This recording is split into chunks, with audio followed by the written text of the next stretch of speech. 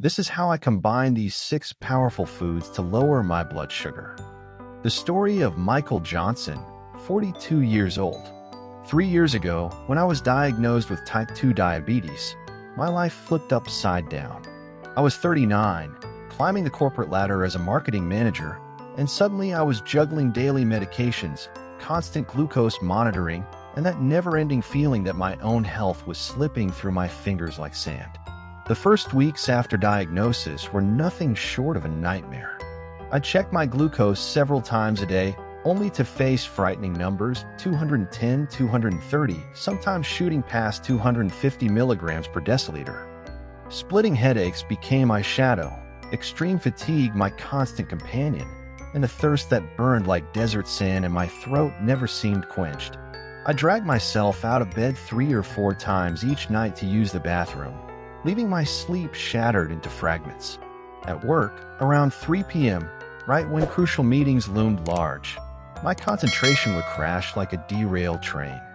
During a routine checkup, my doctor didn't sugarcoat things. My medications alone aren't cutting it. If you don't make radical changes to your diet, we'll need to up your dosage and consider insulin. He showed me my HbA1c test, a whopping 8.7%, way above the recommended 7% ceiling. Every blood sugar spike inflicts tiny wounds on your organs, especially your kidneys and eyes, he explained. Down the road, we're talking serious vision problems or even kidney failure. It hit me like a thunderbolt. My daughter was only 7, and the thought of missing her growing up because of diabetes complications terrified me to my core. I'll admit, my first reaction was pure skepticism. How could ordinary foods accomplish what expensive medications couldn't? Besides, I'd always been a disaster in the kitchen and couldn't squeeze out time to prepare elaborate meals. Lunch typically meant grabbing a quick sandwich or ordering delivery to the office. Dinner was often a late affair, usually nuking something frozen while zoning out in front of the TV after a stress-packed day. I gave those internet diabetic diets a shot. Endless lists of forbidden foods, mind-boggling carb counting, and tasteless meals that left me frustrated and ready to throw in the towel. After 2 weeks struggling through one of these diets, I snapped and devoured an entire pizza by myself, experiencing a bizarre cocktail of momentary pleasure and crushing guilt. That's when my wife, worried sick, scheduled an appointment with Rachel, a nutritionist specializing in diabetes whom she discovered in an online support group. Rachel had something different going for her. She'd been diagnosed with diabetes at 35 and had completely turned her condition around through diet alone. Unlike other professionals, she didn't hand me an impossible-to-follow restrictive diet. Instead, she introduced me to 6 powerhouse foods that, when properly combined, could transform my blood sugar control. "I'm not giving you some miracle diet, Mike," Rachel declared right off the bat. "I'm teaching you science you can use in your kitchen." Then she broke down each food in fascinating detail. Oats. They're packed with beta-glucans, a type of soluble fiber that creates a gel in your digestive system, slowing down glucose absorption into your bloodstream. Studies show just 50 g of oats daily can slash post-meal glucose spikes by up to 30%.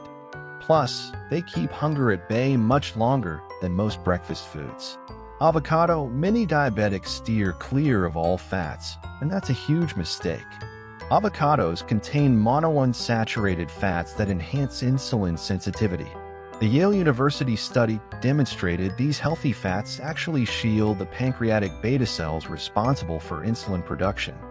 Even a quarter of an avocado daily delivers significant benefits. A broccoli. This green powerhouse contains sulforaphane, a compound that activates cellular defense mechanisms against oxidative stress caused by high sugar levels.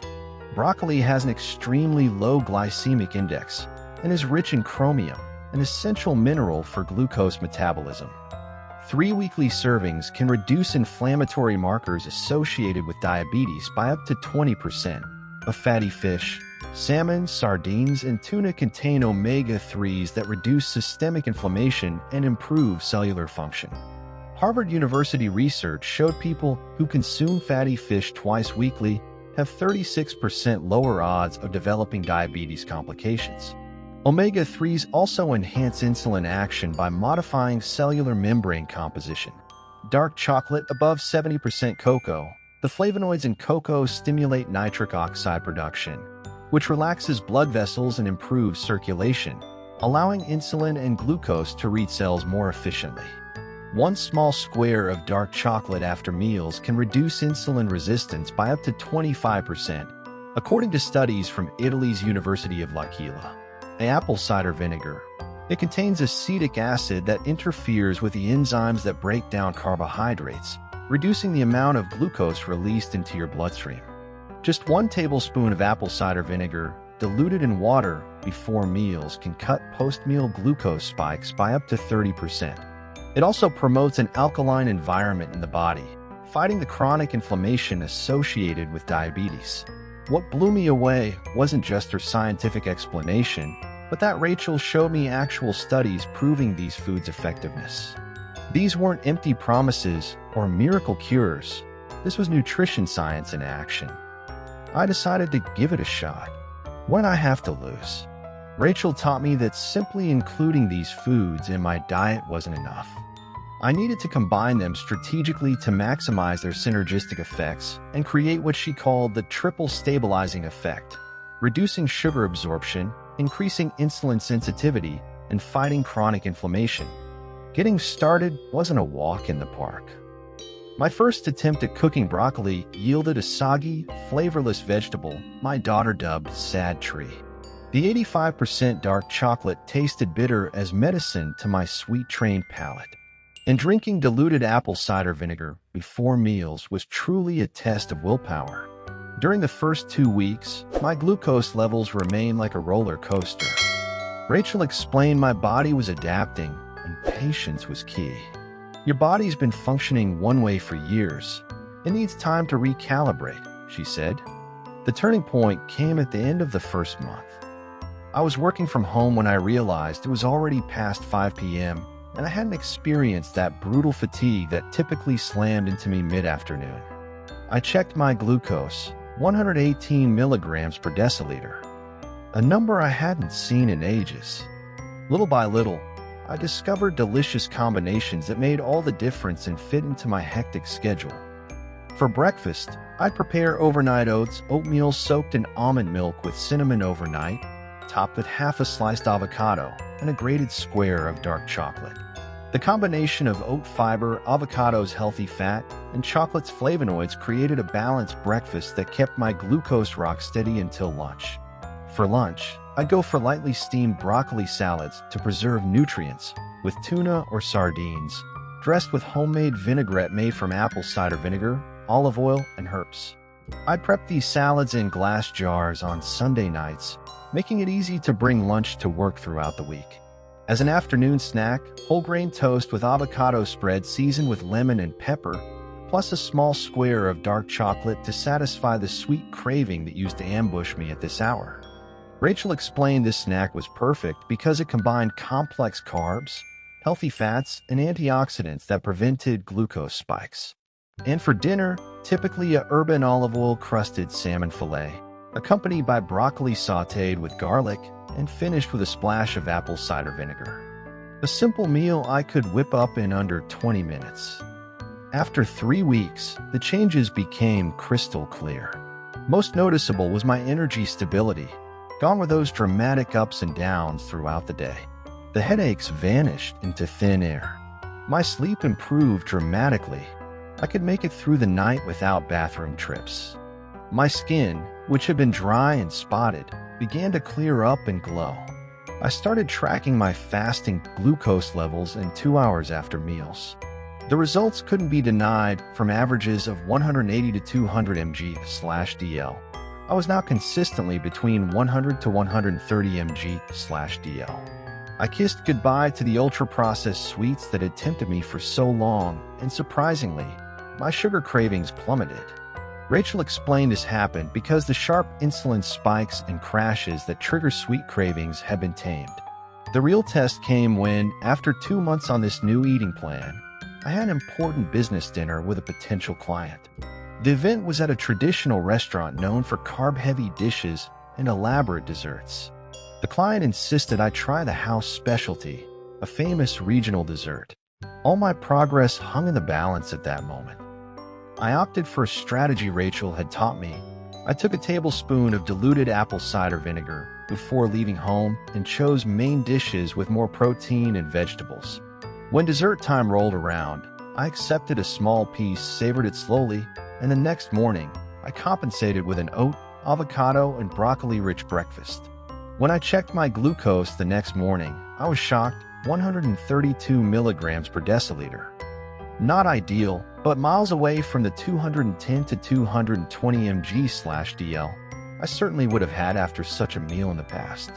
This showed me I was developing what Rachel called metabolic resilience, my body's ability to better handle occasional indulgences without severe decompensation. When I received my quarterly test results, even my doctor couldn't believe his eyes. My HbA1c had dropped to 6.5%, within the controlled range. "What on earth have you been doing?" he asked, visibly surprised. When I explained my new nutritional approach based on the 6 foods, he initially seemed skeptical, but the numbers spoke volumes. "Keep doing whatever's working," he said, "and we might soon consider reducing your medication." That's when I realized there was no going back. Those 6 foods had become my permanent allies. This wasn't a temporary diet or necessary sacrifice anymore. It was a new lifestyle I genuinely enjoyed. My taste buds had transformed. Now I could taste food's natural flavors and found ultra-processed products overwhelmingly sweet or salty. Another unexpected benefit was the improvement in my mental health. Diabetes had left me with constant anxiety, always worried about future complications. That cloud of apprehension began to lift as I gained control over my health. 6 months after starting this journey, during my semi-annual checkup, my doctor analyzed my new tests and finally cut my medication in half. "Your kidneys are functioning better, your blood pressure has normalized, and your inflammation markers have decreased significantly," he explained. "Keep this up, and we can consider reducing your medications even further at your next visit." Best of all, my energy returned full force. I shed 18 pounds without radical calorie restriction diets, and my relationship with food completely transformed. I no longer ate to fill emotional voids or on impulse. I now understood the direct impact each food had on my body. One day, while playing in the park with my daughter and keeping up with her energy without getting winded or exhausted, I realized how much I'd reclaimed my quality of life. Before, I'd watch from afar as she ran with other children. Now I was actively participating in the games. Today, I'm sharing with you not just a diet, but a way to face diabetes head-on.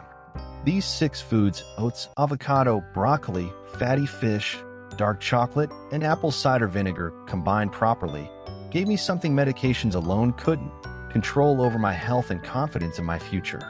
The most surprising part of this journey was discovering that diabetes wasn't a life sentence, but a wake-up call to reorganize my priorities and my relationship with food.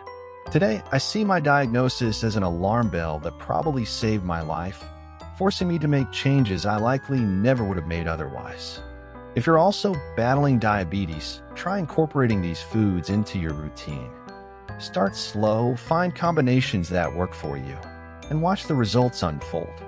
It's not a miracle cure, but a natural and powerful path to reclaiming your quality of life.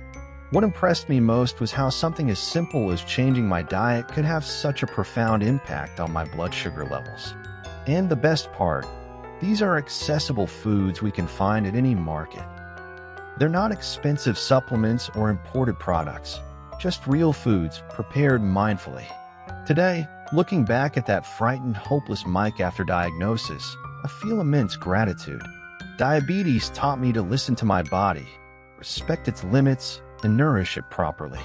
I learned that health isn't just the absence of disease, but a state of vitality and well-being that begins on the plate.